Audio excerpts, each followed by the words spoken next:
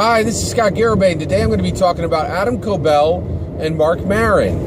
All right, so let me define who both these people are. So Adam Koebel is the creator of Dungeon World. Dungeon World is Adam Koebel and Sage Latour built Dungeon World. We're going to be talking specifically about Adam Koebel today. So Dungeon World is a Powered by the Apocalypse game. So there was Apocalypse World was created by Vincent Baker. Is one of the most innovative rule sets that's ever been created in indie tabletop role-playing games. But it was really inaccessible and wonky, and not a lot of people were playing it. And that was Vincent Baker's game. And then Adam Koebel came along, and Sage Latour, and they created Dungeon World, which is Apocalypse World with Dungeons and Dragons themes, right? Not literally Dungeons and Dragons, but all the main core iconic aspects of Dungeons and Dragons.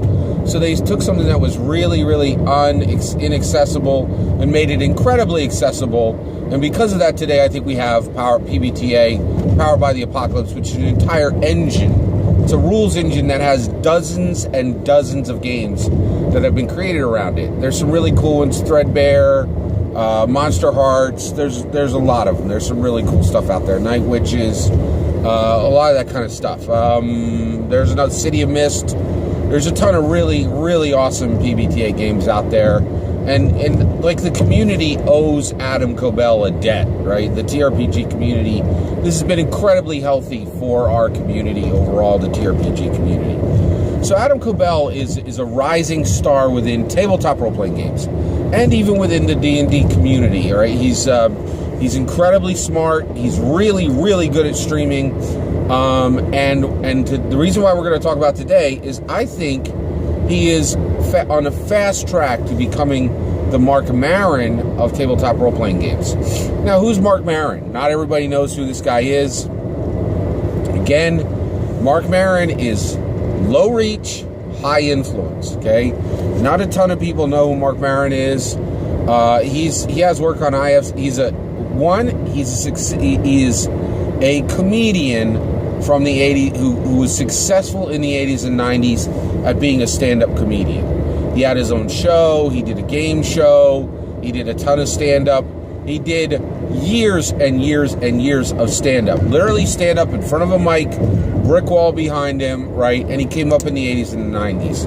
And also, I don't want to be dismissive of this, but he struggled with drugs and alcohol. He tells this story. And it's a part of his story because many, many comedians struggled with the same issues. And he was right there with a lot of the biggest guys in the industry with the same struggles and the same problems and the same experience, right? Now, Marc Maron became incredibly important, right? In a weird Venn diagram, right? And the importance of what he created is going to continue to grow over the years, right? So Marc Maron came up in the 80s and the 90s. He had a television show. He had a game show. And he had some drug and alcohol addiction problems, right? He kind of fell out of the scene for probably about 3 or 4, maybe 5 years, right? Oh, and then also in those same years, he did a ton of stand-up, right? Like literally traveling the country doing stand-up, right? He lived by the mic, right? He really did, right?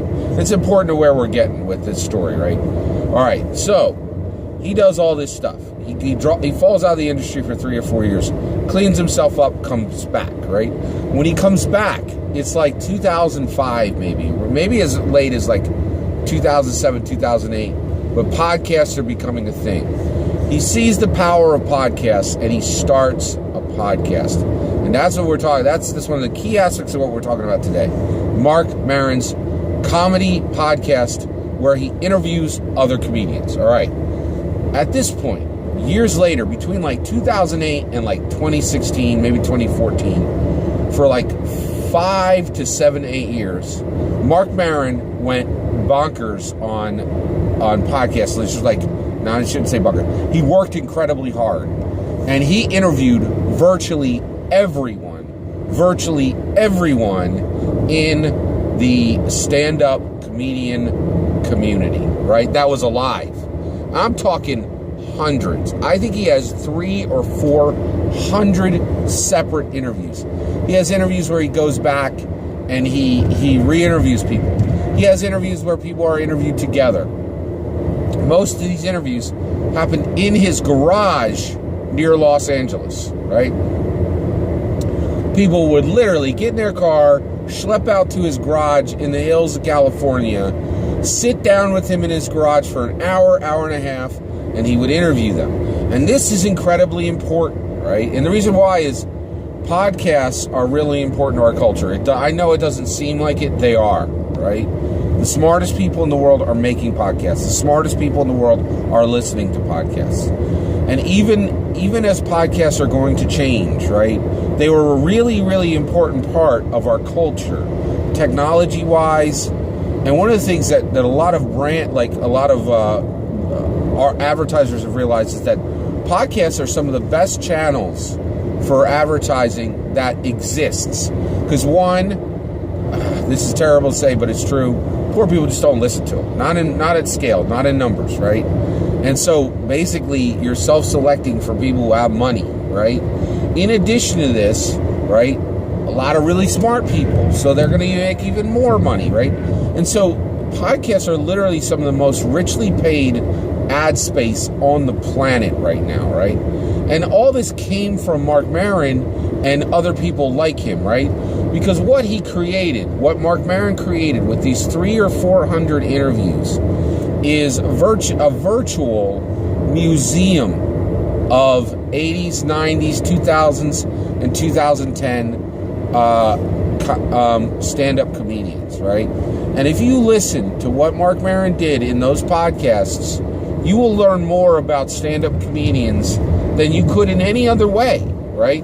And it's a really special thing because Marc Maron was able to get people to come to his, they respected him because he was a stand-up comedian and not a pretty good stand-up comedian, but I mean a dyed-in-the-wool, like travel city to city to city to city, stand in front of the mic, make people laugh, and do it week after week after month after month after year after year after year. And every stand-up comedian in America that had some juice, that had some momentum, had respect for him. And when he had 100 or 200 of these interviews on his channel, everybody stopped. Like, nobody was taking his calls anymore. They were calling him. And I mean everybody, right? Louis C.K., Carrot Top, I think like tons and tons and tons and tons of stand-up comedians went on his show. I think only a few guys didn't go on there. Maybe Jerry Seinfeld didn't, and I think Eddie Murphy never went on the show. Virtually everybody else did, and it's hundreds of stand-up comedians. And his podcast now stands as a gleaming fortress, a museum to stand-up comedians, right? And it's really important, right? Well, when I look at Adam, it really is. It's culturally important. This is one of the reasons why America is so incredible, is because these weird, strange, beautiful things happen in a moment. Now, this took over years, but they happen in these cultural moments, and then they stand, right? And, now Marc Maron's on Glow, and he's got a television career, right? Which is all great. But the reality is, there is cultural significance to what he accomplished with his podcast, right? I highly recommend going back and listening to some of those podcasts. You will hear, men and women crying at that microphone. You will hear them tell stories of great joy and great sadness. It's a pretty incredible collection of interviews. And that's the issue. That's what I'm seeing here. Adam Koebel, in my opinion, is the Marc Maron of tabletop role-playing games. On his channel, on his Twitch channel, which is actually put over onto YouTube, you'll find it on YouTube and Twitch, right? You will see, right? You will see like he has an interview with himself, Adam Koebel, Matt Colville, Mike Burles, and Matt Mercer, all in one YouTube video, okay? Discussing, I'm not kidding, for 2 hours in length, Dungeons & Dragons at length, right? Now, why is that important? That's incredibly important because Matt Colville is the person who created a sinew of connective tissue from 5th edition, Dungeons & Dragons 5th edition, to third-party content. Successful third-party content. Successful third-party content. It's important to say that, right? Because there's been a lot of third-party content. You know, nobody's approached a $2 million project with third-party content for 5th edition. Matt Koebel, who's bolted a $2 million project to Dungeons & Dragons 5th edition, is sitting there, you know, like, talking on mic with Mike Merles, who connected Dungeons & Dragons 5th edition to stability, right? Dungeons & Dragons 4th edition had destabilized the community, and Mike Merles restabilized community and created, you know, a really stable platform for Dungeons & Dragons to thrive rather than die, which it very well could have with what happened with 4th edition, right? Adam Koebel has successfully connected indie tabletop role-playing games with Dungeons & Dragons 5th edition, right? Drawing a line from Apocalypse World, which was barely playable by most people for a whole host of reasons, but had an incredible rules engine, to Dungeon World, which is eminently playable, right? All right, and then Matt Mercer, who connected Dungeons & Dragons 5th edition to celebrity gaming. Accessible, free celebrity gaming, right? And this is just like, and then Adam Koebel has an additional 2-hour breakout with Matt Colville. And I think one of the things you'll see is on his Twitch channel, I don't think he's going to have the numbers that Marc Maron has, but I think he has enough juice in the industry, has enough respect, that when he calls somebody, they're going to show up, right? And they're going to talk with him about tabletop role-playing games, and about the future of the tabletop role-playing games, about the present of tabletop role-playing games, and about the past of tabletop role-playing games. And I think this is really cool. I think it's really awesome that Adam Koebel is going to serve in the role of Marc Maron for tabletop role-playing games, because we need this. We need to be capturing the history of what's happening right now, because it really is. It's like a golden time right now, right? And for people who care about tabletop role-playing games, how they're designed, care about Dungeons & Dragons, care about Dungeons & Dragons 5th edition, care about indie TRPGs, I think Adam Koebel is going to serve as a linchpin. I think he's already doing that job. And I think Adam Koebel is fast becoming the Marc Maron of tabletop role-playing games. That's my 2 cents. Take care.